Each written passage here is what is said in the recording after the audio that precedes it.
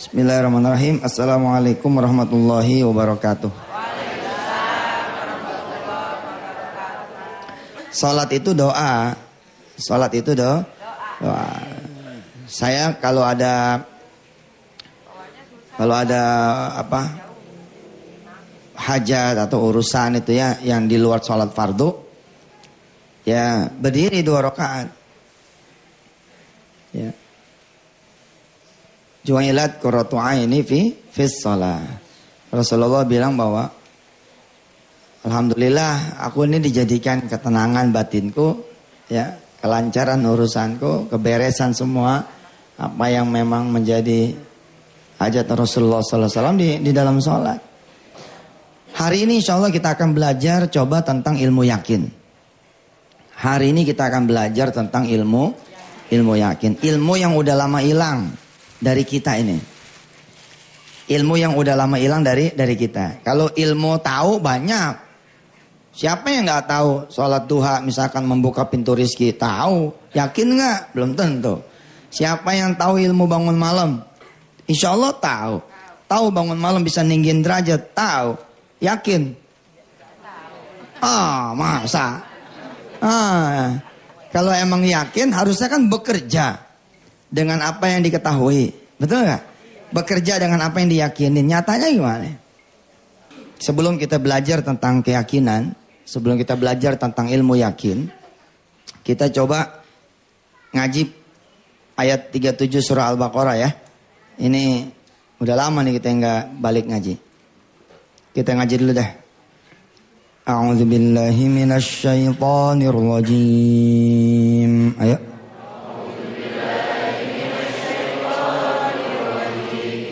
Bismillahirrahmanirrahim. Fatalaqqa Adamu min Rabbihi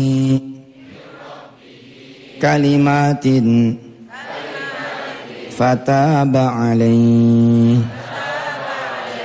innahu huwat tawwabur rahim. Qulna ihbitu minha jami'a fa imma ya'tiyannakum minni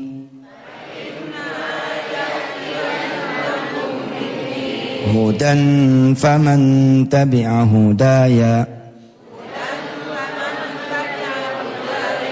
fala khawfun 'alaihim wala hum yahzanun. Walladzina kafaru wa kadzabu bi ayatina ulaika ashabun nar hum fiha khalidun. Nabi Allah Adam setelah dia punya salah minta ampun sama Allah. Nah tadi kita ngomongin kaum Ninawa. Ini nabinya sendiri. Nabi Allah Adam alaihissalam ya punya salah. Terus dia ngaku salah. Emang nih ngaku salah juga udah bukan hilang cuma di level pimpinan sih. Di level tetangga, di level kita, di level saudara. Aduh ngaku salah ini mahal sekarang. Enak aja gua ngaku salah sama dia kan yang mudahan. Dia dong, nah tuh parah tuh. Nabi Allah Adam nggak begitu. Begitu dikasih tahu dia salah, dia melek. Fatalaqqa Adamu min Rabbihi kalimatin fataba alaihi. Ya, minta ampun sama Allah. Bahkan permohonan ampun yang Nabi Allah Adam dijadikan dendang sholawat kan di kalangan kita punya ibu-ibu kan. Rabbana ya Rabbana zalamna anfusana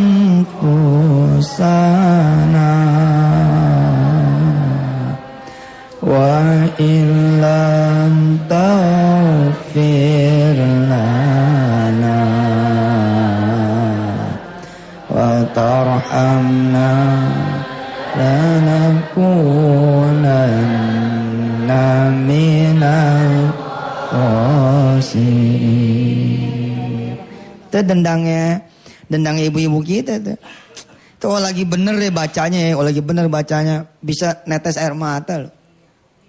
Ya Allah. Rabbana ya Rabbana, wahai Tuhan kami, zalamna anfusana, sungguh kami telah mencelakakan diri kami sendiri. Bener loh. Kita nyalain orang ya kan. Ini punya utang nih gara-gara dia Ustaz. Gara-gara dia tuh. Tapi begitu diajak muhasabah, kita kelamaan gak sholat subuh berjamaah di masjid. Betul gak? Ternyata ada akumulasi gitu loh. Dari perbuatan-perbuatan buruk kita, yang kemudian Allah nilai dikit sebenarnya gak banyak. Itu juga udah dikurang-kurangin sama Allah. Lalu diambilnya gitu, diambilnya dalam bentuk apa? Tiba-tiba mobil yang kita beli hilang, sedangkan belinya pakai duit orang. Orang yang nguber, mobilnya udah gak ada. Terus kita bilang gara-gara dipinjam, ternyata bukan gara-gara siapa-siapa, gara-gara kita. Gara-gara kita sendiri. Ada seorang anak muda di PHK dari kantornya. Sebab satu kesalahan akuntansi yang tidak pernah dia lakukan. Dan dia bersumpah demi Allah tidak pernah melakukan. Tapi kenyataannya udah begitu. Dia tahu tapi tidak bisa mengungkap. Dia cuma bisa meradang, mengeluh, marah. Merasa kemudian ada satu permainan di kantornya yang membuat dia menjadi terlempar. Pertanyaannya, benarkah dia nggak punya salah? Bisa jadi di tempat itu dia nggak punya salah. Tapi di tempat yang lain dia punya salah. Usut punya usut, teliti punya teliti, perjalanan waktu berjalan, subhanallah. Dia pernah bikin hamil seorang anak perempuan. Tanpa dia ketahui, abangnya nih anak perempuan tahu tentang dia. Tiba-tiba nih anak masuk ke kantornya. Tanpa dia tahu, dendam sekian tahun yang lalu kemudian muncul kembali. Sebab si anak muda ini sekarang menjadi bawahan dia. Ditempel seakan-akan menjadi kawan karib, atasan yang baik, pimpinan yang bijaksana. Ternyata tanpa diketahui anak muda ini, dihajar dia mah. Ini orang. Begitu udah dikasih kepercayaan, bom masuk deh. Sama adeknya dia nggak bisa masukin, dikerjain di urusan ini. Nah kalau dari sisi itu kan sebenarnya lihat, siapa yang punya salah? Ya dia sendiri yang bikin. Kenapa lu dulu ngehamilin anak orang? Betul loh. Kullu nafsin bima kasabat rohina. Setiap diri kita ini terikat, tergadai kita. Kita ya marahin tetangga. Si A, tetangganya gak berani sama kita. Tiba-tiba si B yang menghajar kita. Ceger aja, waduh. Kita yang gak ada kenal, gak ada apa. Wah ente gitu sama aneh. Ya enggak nih, iseng aja. Kok iseng aja? Ternyata emang si A gak berani. Tapi si B Allah kutik.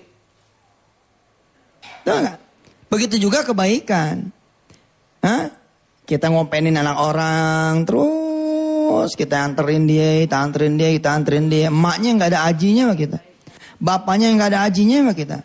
Kita nganterin anaknya saban sekolah, kita pulangin lagi, kita anterin, kita pulangin lagi, kita anterin, kita pulangin. Tapi yang jadi emak bapaknya ampun sama kita. Tapi kita nggak ada urusan. Sebab kita menunggu perbuatan baik itu menjadi baik dari siapa? Dari Allah. Ternyata begitu anaknya kelas 6, bapaknya ditugas pindahkan ke tempat lain, dipindah tugaskan tempat lain. Di tempat yang lain sekolahnya jauh, gantian. Ada orang yang nganterin anak kita, mulangin anak kita. Nganterin anak kita, mulangin anak kita. Nganterin anak kita, mulangin. Nah gitu. Kalau emang perbuatan baik bakalan dibalas, perbuatan buruk bakalan dibalas. Baik sekarang ataupun nantinya.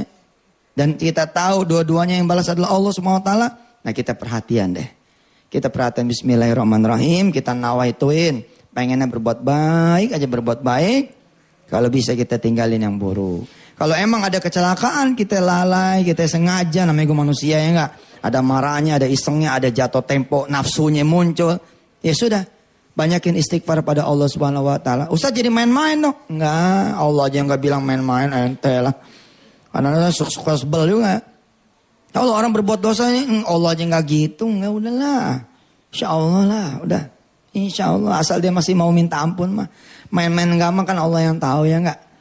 Main-main enggak mah Allah yang tahu insyaallah dah. Ya. Rabbana ya Rabbana. Ya, silakan diambil yang mau lewat. Baik. Alhamdulillahirabbil alamin. Pemirsa, sesuai dengan kita punya omongan, pagi ini kita coba belajar ilmu yakin ya.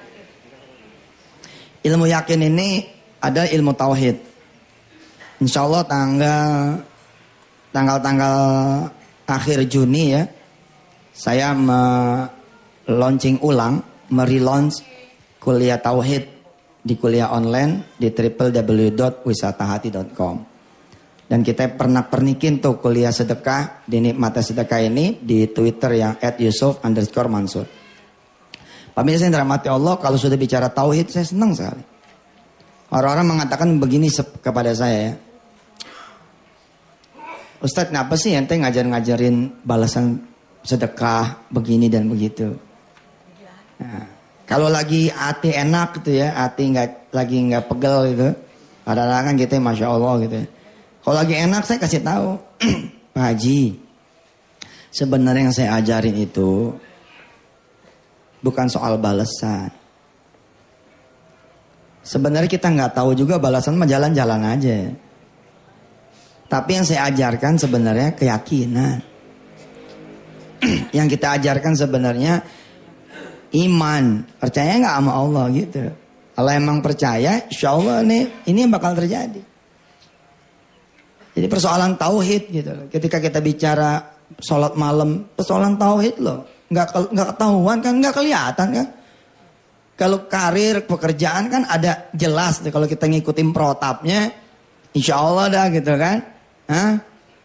Di dunia ilmu yang dirapot juga jelas. Tapi yang beginian memang susah. Judulnya aja alladzina yu'minuna bil ghaibi. Coba saya tanya ibu dan bapak semua yang dirahmati Allah. Ini kita coba cerita soal keyakinan nih, ilmu yakin. Alhamdulillah saya kedatangan tamu nih aja Haji Sidki dari Jember. Kemarin ketemu di Masjid Kuba Mas ya. Ada Haji Imron dari Palembang dan rombongannya. Ada jemaah-jemaah lagi yang lain. Mudah-mudahan pulang dari sini bawa keyakinan. Nanti kita pun akan bicara dengan bapak kita Pak Hendarji ya. Dulu beliau sebagai Dan Puspom ya. Alhamdulillah kita bisa kenal dengan beliau. Kebetulan saya belum pernah masuk ke tentara Pak. Belum pernah gitu masuk ke tentara yang serius punya gitu. Pengen sih tentara-tentara saya ajarin gitu one day one ayat, satu hari satu ayat. Tatkala dia dari awal udah ngapalin Quran satu hari satu ayat, maka ketika dia menjabat 10 tahun yang akan datang, dia sudah menjadi pimpinan yang hafiz 30 juz. Alhamdulillah kemarin di Arhanud 15 Semarang, sudah mulai ada rumah tahfiz khusus tentara. Ini luar biasa nih. Jadi kawan saya ini Haji Muhammad Desi Arianto selaku pimpinannya di Arhanud 15 bersikeras gitu, niat bangun rumah tahfiz tapi khusus anggota dia. Jalan peresmiannya lengkap. Peresmiannya yang lain pakai baju koko, dia pakai baju loreng-loreng. Luar biasa itu, tentara-tentara ngapal Quran. Lah kalau satu hari satu ayat Pak Hendarji, ya itu nanti 1 tahun 3 juz. Nggak berasa ngapalin alif lam mim. Dah gitu segitu doang. Insya Allah dah nggak ngeganggu tugasnya. Nah, 1 tahun 3 juz, 10 tahun 30 juz. Pada saat nanti dia menjadi jenderal, udah 30 juz.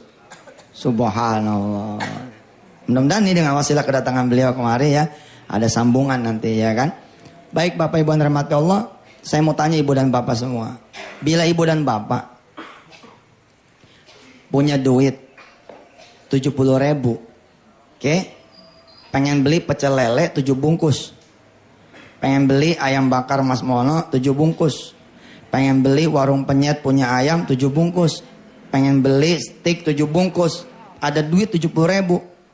Emang kita tahu harganya 9.000 apa 10.000. Kira-kira kalau kita jalan ke warung-warung itu, pulang bawa barang yang kita tuju nggak? Normalnya. Gimana kita bicara normal kok? Kita bicara umumnya manusianya. Kita punya duit datang ke warung. Kita punya duit 70.000. Kita punya anak 4. Pembantu 1. Kita 1, istri 1. Mau beli ayam goreng nih. Mau beli ayam bakar. Mau beli pecel lele. Mau beli apa kek yang kita mau beli. Terus kita datang nih ke warung itu. Pulang bawa nggak? Bagaimana kok enggak? Coba. Ya mungkin aja ada sesuatu yang saya tidak ketahui. Coba. Karena dari harganya dengan jumlah yang akan kita beli nggak mungkin gitu loh. Coba. Ayam bakar 7 bungkus, ayam penyet 7 bungkus, mana bakal dapet tuh Ustaz? Maksud saya salah satu. Pantas juga nggak mungkin. Ya Allah, salam saya salah juga ngomongnya. Maksudnya salah satu begitu. Umpama jeruk 10.000 nih, jeruk 10.000. Kita bawa duit 10.000. Dapat toh? Dapat. Terus kedudukan ilmu di mana? Kedudukan ilmu, kedudukan Allah, kedudukan doa di mana? Jangankan yang nggak ada duit, bos. Yang ada duit nih kita cerita orang bawah nih ya, cerita kita sehari-hari nih, keseharian. Kita cerita nggak ada duit aja nggak kenal Allah. Aduh lapar ya, masya Allah duit nggak ada. Mah panggil. Coba gini, ngutang dulu sana. Ngutang coba. Nggak ada duit tuh. Apalagi ada duit, lapar menyerang. Ada duit nih 10.000. Yang diingat siapa? Tukang nasi goreng. Aduh, lapar Apa ingat Allah? Ya Allah, makasih nih. Udah dikasih lapar ada duit nih. Enggak boro dah. Bener nih kita ngomong kita sendiri nih. Biasa kita langsung manggil anak kita. Kak, sini. Bapak lu lapar nih. Lu beli nasi goreng sana. Yang dicari tukang nasi goreng. Makin kita punya, umumnya orang kebanyakan disebut sama Quran, makin gak ingat sama Allah. Kecuali sedikit. Ada, Quran tuh gak ngakuin. Pasti ada. Tapi kolila, sedikit. Kalau ente punya duit, pergi ke pasar, pergi ke warung, beli itu barang. Kedudukan ilmu mana? Kedudukan Allah di mana? Nah ini yang saya bilang, ada orang yang tahu, ya. Insya Allah nanti saya di Universitas Muhammadiyah Yogyakarta tanggal 30 Juni, ya, sore 16.30 sampai Isya bicara ini. Di UII nanti Jogja juga ba'da Isyanya bicara ini, bicara ilmu yakin ini. Nanti tanggal 14 pun sore nih hari ini ba'da asar kita bicara ini. Kita bicara ilmu yakin yang udah lama hilang dari kita. Ada duit, kita mau beli pecel lele. Terus pulang bawa. Terus kedudukan ilmu di mana? Hampir nggak ada tuh. Harusnya gimana? Ini cerita implementasi gitu ya. Kan tahu ente tahu kan? Siapa yang sedekah 1 dikali 10. Coba iseng pengen beli nasi bungkus 7 bungkus nih. Isinya apa kek? Mau ayam kek, mau lele kek, apa terserah dah. Coba jajal. Beli 1 bungkus. Kita punya bukan nggak punya, kita punya, kita pengen ngetes aja. Bener nggak sih? Kan mau belajar ilmu yakin kan? Kita beli 1 bungkus, tahu nggak? Ada tukang ojek di depan. Kita panggil dia, bang, nih buat ente. Kita tungguin, bener kagak Allah nganterin 10 bungkus? Lah, ini kan ilmu ente nih. Ilmu ente pada nih. Betul nggak? Pengen beli bakso, pengen beli bakso nih, bakso moncrot. Kita pengen beli bakso 10 bungkus. Kalau ente punya duit 10 bungkus, beli 10 bungkus, di mana? Ilmu ente di mana? Nggak ada. Kenapa? Karena kita nggak pernah belajar keyakinan. Kenapa ente dikasih susah coba? Supaya yakin Allah itu ada. Kadang-kadang kan begitu kita susah banget itu. Kita menangis, menjerit sama Allah. Tiba-tiba Allah kasih kabar lewat si fulan, si fulana, ceger. Ih,